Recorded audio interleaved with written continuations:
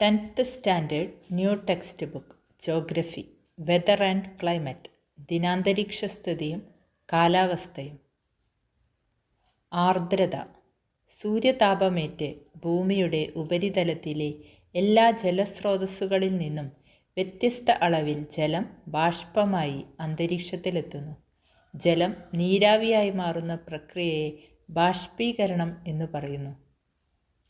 അന്തരീക്ഷത്തിൽ അദൃശ്യമായി നിലകൊള്ളുന്ന ജലാംശത്തെ അന്തരീക്ഷ ആർദ്രത അഥവാ ഹ്യൂമിഡിറ്റി എന്ന് വിളിക്കുന്നു.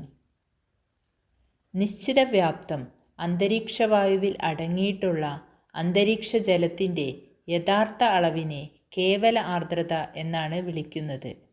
ഓരോ പ്രദേശത്തെയും അന്തരീക്ഷ താപനിലയ്ക്കും ജലസ്രോതസ്സുകളുടെ ലഭ്യതയ്ക്കുമനുസരിച്ച് ആർദ്രതയിൽ ഏറ്റക്കുറച്ചിലുകൾ ഉണ്ടാകുന്നു.